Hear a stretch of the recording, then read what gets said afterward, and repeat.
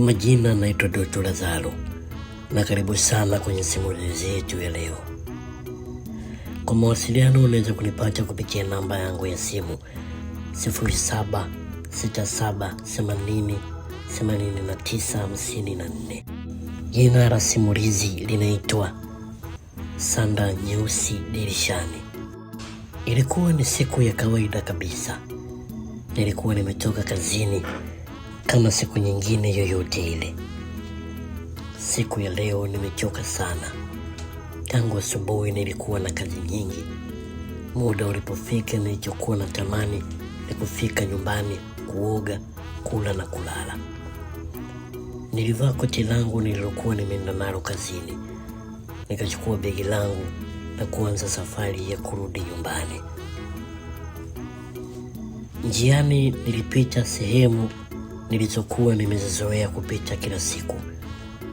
Kulikuwa na watu wanaendelea na shughuli zao, wengine wakirudi majumbani, wengine wakiwa bado wanaendelea na biashara zao. Magari yalikuwa yakipita, bodaboda zikikatiza barabara, na baadhi ya maduka yalikuwa yanaanza kuwasha taa kwa sababu giza lilikuwa limeshaanza kuingia.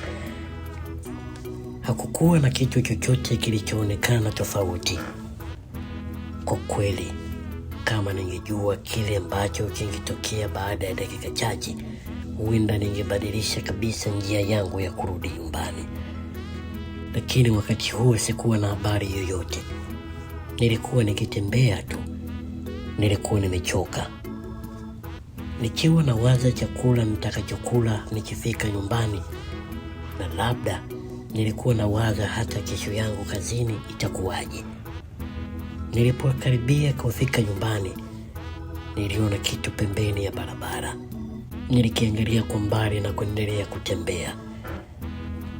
Lakini baada ya kupita hatua kadhaa, kitu fulani kilinifanya nipunguze mwendo. Nikageuka. Kulikuwa na sanduku moja pembeni ya barabara, lakini lilikuwa limeachwa peke yake. Sikumwona mtu aliyekuwa karibu nalo. Nikasimama kulitazama tena. Nilijiuliza, hili limetoka wapi? Nilianza kutembea kuelekea lilipokuwa lile sanduku. Kadiri nilivyokuwa nikikaribia, ndivyo nilivyozidi kuona kwamba lile alikuwa sanduku la kawaida. Na nilipofika karibu kabisa, ndipo nilipoona maandishi yaliyokuwa juu yake. Nadhani hata wewe msikilizaji ungeshtuka kama nilivyoshtuka mimi. Maandishi ambayo yalinifanya nisogee hatua moja nyuma yalikuwa yameandikwa kwa herufi kubwa nyeusi.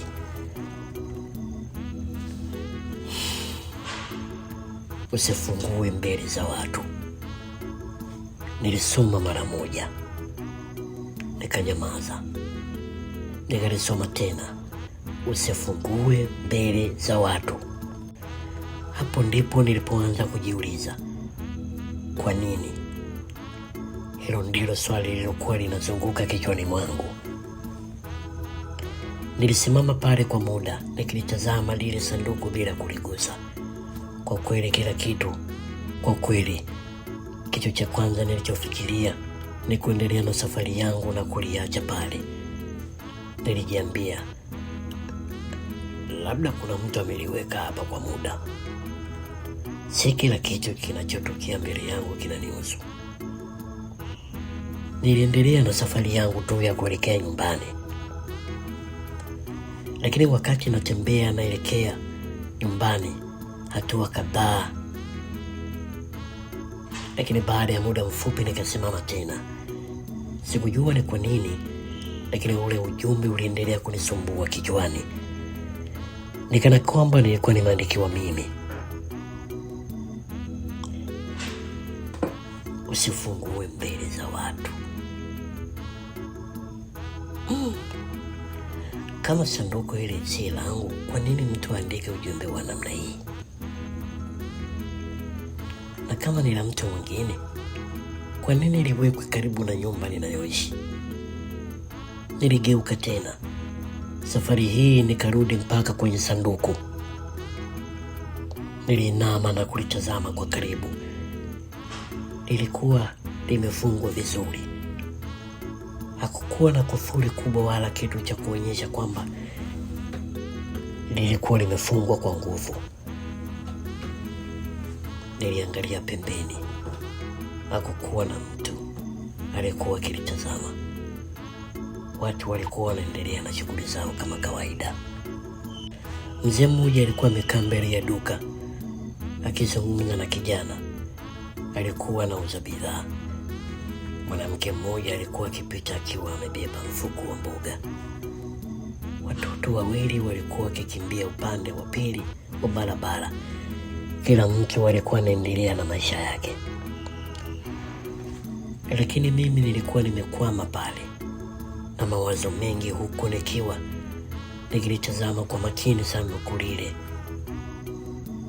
Nililiweka mkononi. Nilipoligusa tu nilihisi kitu cha ajabu, kana kwamba mwili wangu ulipatwa na baridi kali baada ya kuligusa sanduku lile. Lilikuwa baridi kuliko nilivyotarajia. Nikaondoa mikono yangu kwa haraka, kana kwamba mtu alishika moto kwa bahati mbaya. Nilijicheka mwenyewe. Acha ujinga, ni sanduku tu, nilikuwa nawaza. Safari hii nikaliinua. Lilikuwa zito kabla ya mara ya kwanza kuligusa.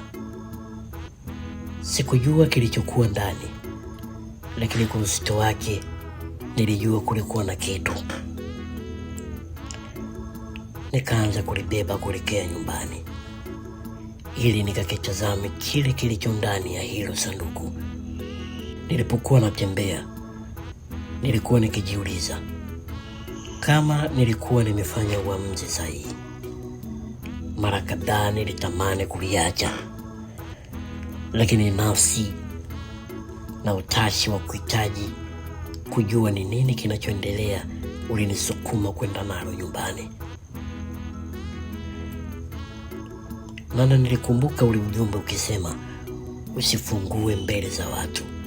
Ndio ulionipa mashaka na kutaka kujua ni nini kilichopo. Nilipofika nyumbani, nilifungua mlango na kuingia. Nyumba ilikuwa kimya kama vile hakukuwa na mtu ameishi mle ndani ya miaka kadhaa. Nililiweka sanduku chini ya sebule. Kwanza nilikaa kwenye sofa na kuvuta pumzi ndefu.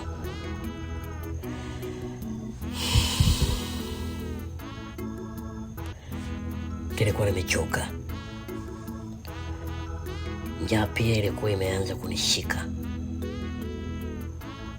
Kwa hiyo badala ya kulifungua kwa mara ya kwanza, nilikwenda jikoni kujiandalia chochote kitu, maana tumbo langu lilikuwa linanisumbua. Madhara nisije nikajipatia madonda ya tumbo. Nilifungua friji na kuangalia chakula kilichokuwepo. Nilikuwa nimebakiwa na wali wa jana na maharage. Ngoja nilikuanza, nilijiambia. Basi nilipasha chakula. Nilipokuwa nikisubiri, macho yangu yalikuwa yanarudi mara kwa mara upande wa lile sanduku, kana kwamba nilikuwa nahisi labda mtu atakuja kuliiba. Nilikuwa pale sebuleni tu, nikisubiri mtu yoyote yule aje afungue.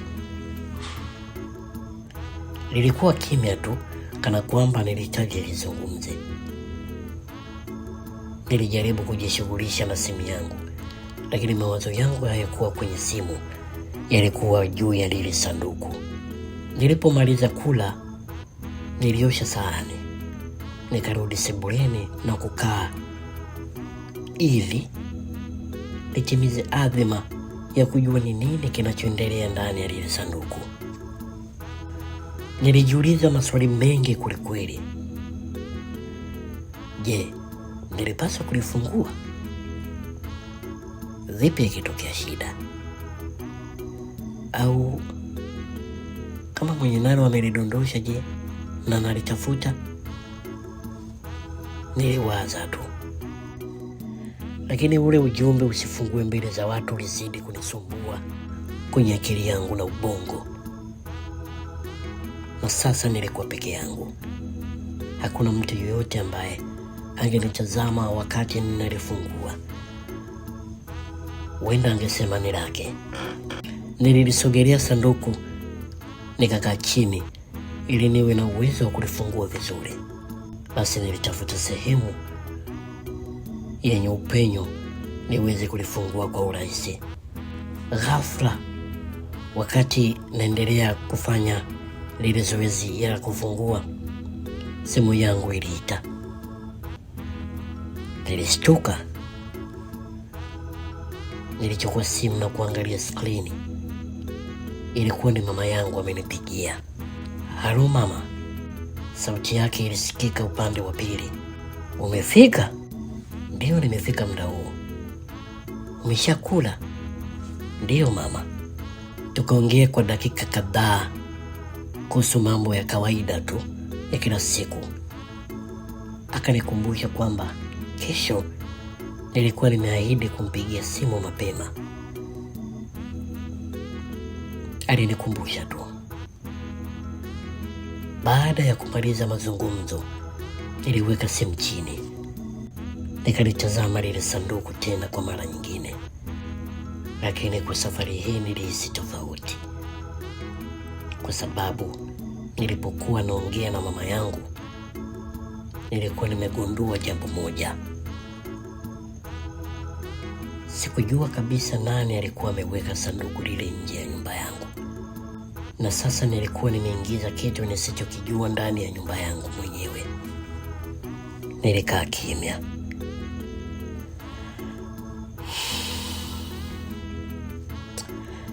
Nilivuta pumzi kubwa, kisha nikaanza kulifungua. Nilipolinua sehemu ya juu ya sanduku lile, harufu fulani ilianza kutoka ndani. Harufu nzito ya ajabu. Harufu ambayo sikuweza kuitambua mara moja. Nikashikilia pumzi.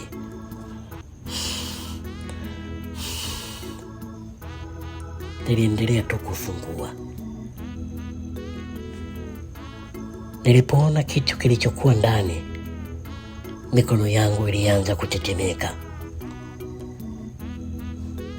Nilikaa nikilitazama ndani.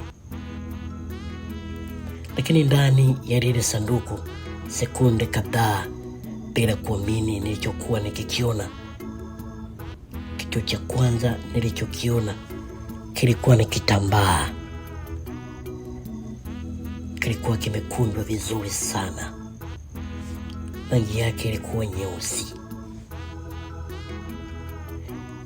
Mwanzo nilifikiri tu labda ni nguo imewekwa mle. Lakini nilivyozidi kudadisi na kupekua pakua, mikono yangu taratibu ilishika kitambaa. Kilikuwa laini, lakini kilikuwa na uzito fulani ambao sikuweza kuelewa. Nikakivuta kidogo. Ndipo nikagundua kwamba hakikuwa kipande cha nguo. Ilikuwa sanda. Sanda nyeusi. Nilikitazama kwa sekunde chache mikononi mwangu, nikikiangalia bila kusema kitu. Nilikuwa sijawahi kuona sanda ya aina hiyo, ikiwa imefungwa ndani ya sanduku na kuachwa barabarani. Hii ni ya nani? Nilianza kujiuliza. Kisha nikaendelea kuifungua. Ilikuwa ndefu na ilikuwa imekunjwa kwa namna ambayo ilionekana kana kwamba mtu alikuwa amehifadhi kwa uangalifu mkubwa ili mtu yoyote asiweze kuifungua. Nikagusa sehemu yake kwa vidole. Ilikuwa bado na harufu ile ile niliyohisi nilipofungua sanduku kwa mara ya kwanza. Harufu ya manukato mazito iliyochanganyika na harufu ya kitambaa kilichokaa sehemu iliyofungwa kwa muda mrefu. Nikainama karibu nayo. Nilitaka kuelewa harufu ile ilikuwa ya nini. Lakini ghafla nilisikia mlango wa nyumba yangu ukigongwa. Hodi! Nilishtuka. Mkono wangu ukabaki juu ya sanda. Nilinyamaza kusikilizia ile sauti, labda itajirudia au labda sikusikia vizuri. Hodi! Hodi!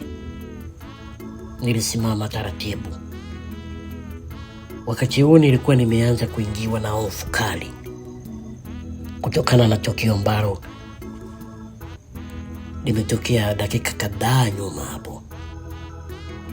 Sikutarajia mtu yoyote aje muda ule usiku, tena nyumbani kwangu.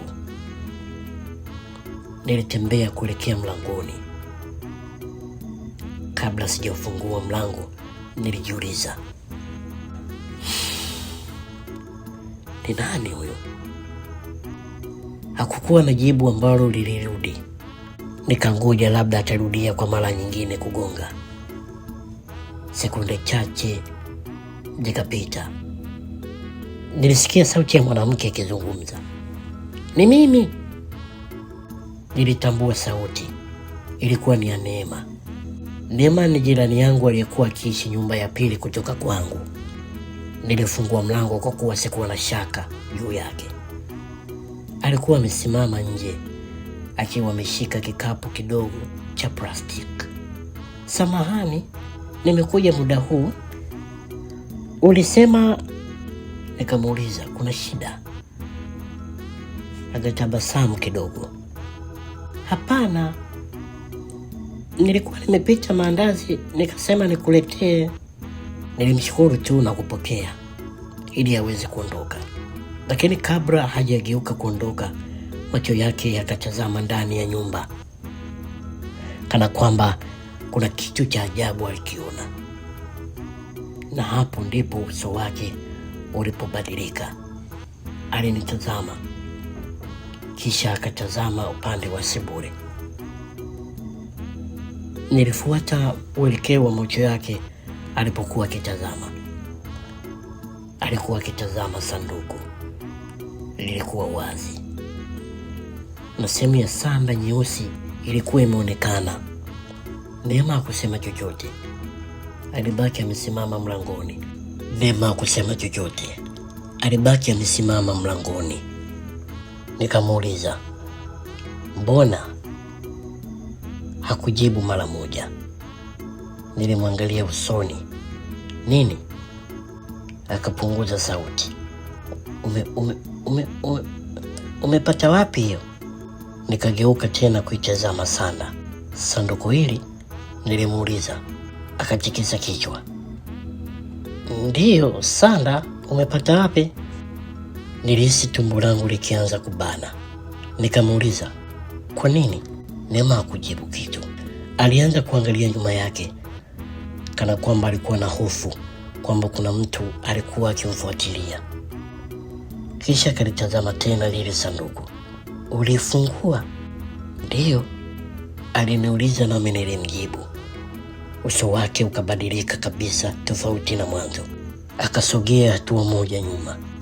Kwa nini umefungua? Nilianza kuchanganyikiwa kwa maneno yale. Neema, unaijua hii sanda? Alinyamaza. Kwa ukimya ule nilidhani hata nijibu. Alisema kwa sauti iliyokuwa karibu kuwa na kunung'una, hiyo sanda si ya mtu aliyekufa? Nilimtazama bila kuelewa anamaanisha nini. Unamaanisha nini Neema? Alitikisa kichwa. Funga hilo sanduku. Kwa nini? Funga kwanza. Neema aniambie nini kinachoendelea. Alinitazama kwa muda mrefu, nikana kwamba alikuwa anatafakari kitu fulani hivi. Kisha akasema maneno ambayo mpaka leo nikiyafikiria mwili wangu huwa unasisimka kweli kweli.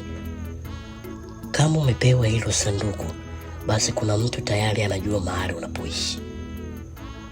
Nilimwangalia Neema bila kusema chochote. Nilimdadisi na kutaka kuamini kile alichokuwa anakizungumza. Maneno yake yalikuwa yameniacha na maswali mengi kuliko majibu. Kuna mtu tayari anajua mahali ninapoishi? Nilijaribu kucheka kama vile utani. Nilifikiri labda alikuwa ananitania tu au ananitisha. Neema, hebu acha kunigopesha bwana. Hisi sanda tu kama sanda zingine bwana. Lakini cha kustajabisha, Neema kutabasamu wala kucheka. Alikuwa yuko serious. Ni alimaanisha alichokisema. Aliingia ndani ya nyumba bila hata kusubiri nimkaribishe. Alifungua mlango nyuma yake na kusimama karibu nao kwa sekunde chache. Nilimuuliza, ni nini hiki Neema? Alitembea mpaka sebuleni na kuliangalia sanduku. Kisha akaniangalia. Umesema umepata wapi? Nilikuwa natoka kazini, nimeiona karibu na nyumba yangu. Hivyo niliona ama mtu mwenye nalo, nikalichukua niangalie kuna nini.